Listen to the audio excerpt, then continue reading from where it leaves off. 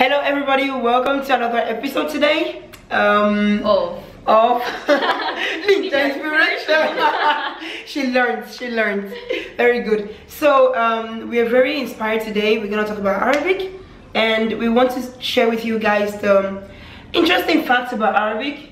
Yes. In regard to grammar and the language in general, and the things we've learned in the university, and what you have to consider before learning Arabic, basically, because it's a really different language, and I mean compared to Spanish, English, or even German, because we studied in Austria and we studied Arabic from German, so they were really interesting facts, and we hope you enjoy.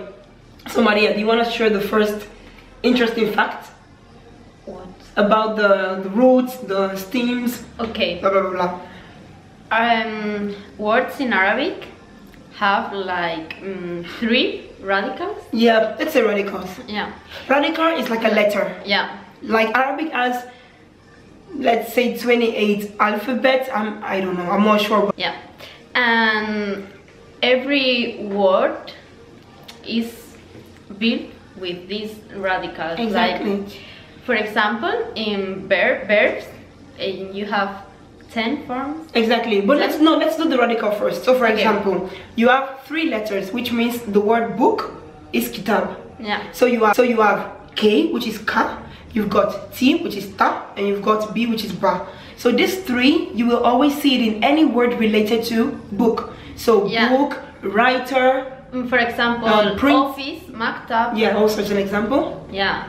You've got maktab, so you have these 3 radicals will always appear in any word related to book, or to an office, so it's also with a book, or writer. So library, library, exactly, maktaba. So even though you add some words to each word, so for example the word maktaba, which is library, or writer, katib, yes, or even a writer for a feminine, katiba, but you always have these 3 letters with these 3 radicals. So you always have K, T, and B, and the advantage of this is that you can always know what the word means, more or less, or you can think or guess the meaning. Yeah. Even if you have no idea of the word, but you know one word, so you have book, writer, office, and library. So these words are always related, and when you see these 3 letters in these words, you can guess, oh, this word has to do with office, and from the context you can guess the meaning. So in English or Spanish or any other language, this doesn't exist. No. So you've got the word, maybe escritor in Spanish,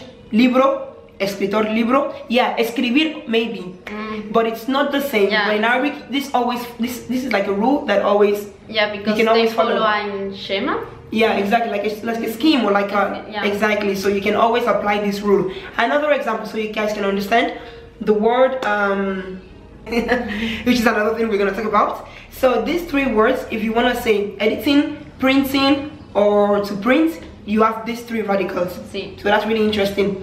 Another thing she was going to mention are the stems, or the 10 forms of the verb. We have 10 forms. So you have verbs, but in Spanish or any language, you have a verb, and it's very normal: to write, to sleep, to drink, cantar, bailar, auf Deutsch, and schreiben, denken, gehen. It doesn't change. But in Arabic, for example, darasa, it's darasa is darasa is learn. D-R-N-S. The first form. Yeah.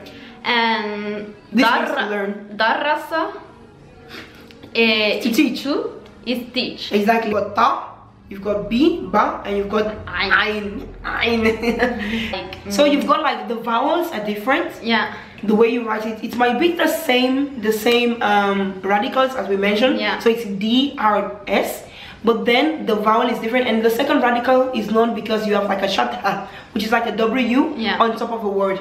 That's why you say darasa, not darasa. Yeah. So darasa is to learn, darasa is to teach. Yes. And in present is yadrus. Exactly. Darasa yadrus. But in the second form is darasa yudarris. Yudarris, exactly. And then the noun, if you know, this is a lot of grammar actually, but it's really interesting. So it's let's just make an example. So you've got darasa, darasa. You've got the third one, for example, to see. You shahid. So it's or shahada. So you have like an Shahada. alif. So alif is the first letter in the alphabet. It's like an A. It's one like this. It's like one, but it's A in Arabic. And then you've got this in the second radical. Yeah. And this is, I'm not gonna mention all the radicals, but just to know, they have 10 radicals in Arabic. And this follows like a pattern, and you have to just follow it. And like this, it's easy because when you learn a verb, and each you can write it correctly, even if you don't know the each meaning. form has a Special way, meaning, special meaning, and special meaning. We don't really know the meanings because sometimes you can guess, but it's not always obvious. It's like the five form is reflexive, a reflexive form. Oh yes, for example, to prepare something and to prepare yourself. Yeah. For example, what's the verb again? عدد. عدد and no عدد. عدد. And then you've got تعدد, exactly. So something is for you to prepare, which is the third one, and then for you to prepare yourself, it's like the fifth radical. So you can guess the meaning, but it's not always obvious. It's a lot of practice. But it's good. It's good to know these radicals because radicals, stems, roots. Because when you don't know the verb, you can get a point in an exam if you know this.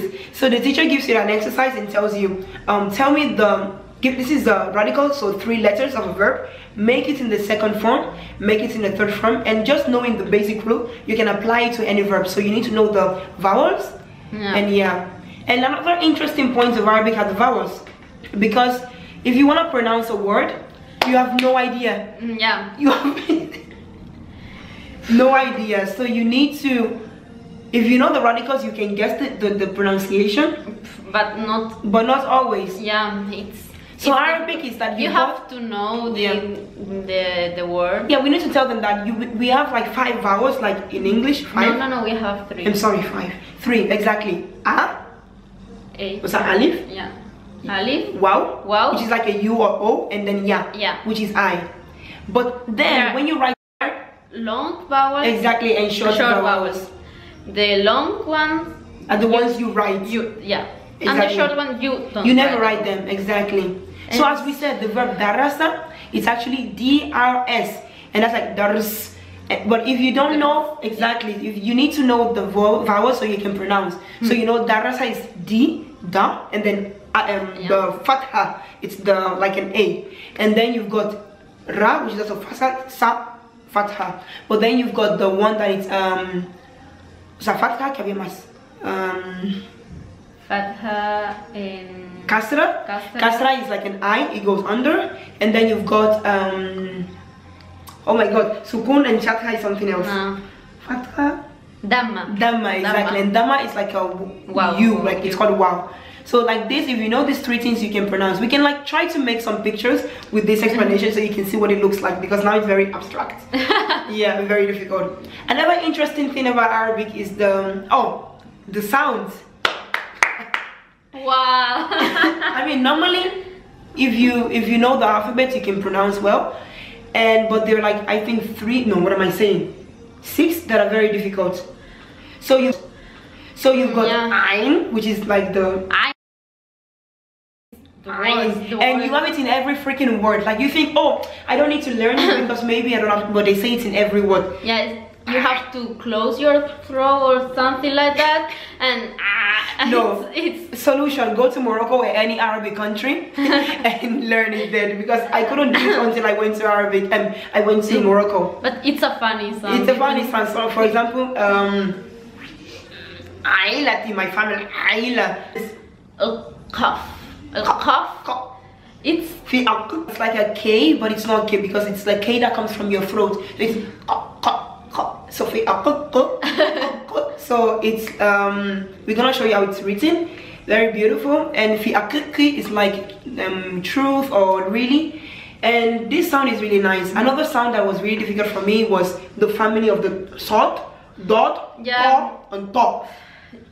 So for me, it sounded the same.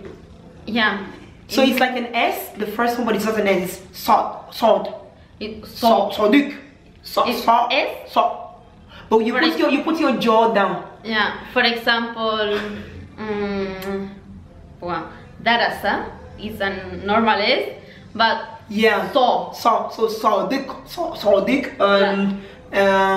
sahib or anything that's like salt. And they have a lot of types of tea. Exactly. So you've got the number T, like T, like T, and then you've got the top and stronger. Yeah. And then maybe the D, and you can say do. Do. So these sounds are called the emphatic sounds. Yeah. Because your mouth basically goes down. To. Very interesting. And there are many words with this, and it's just, I think you need to practice the hearing, and then you get used to it. So I hope you enjoyed and you learned something interesting about Arabic. And you feel like learning Arabic, or you want to learn Arabic. We just hope you enjoyed it.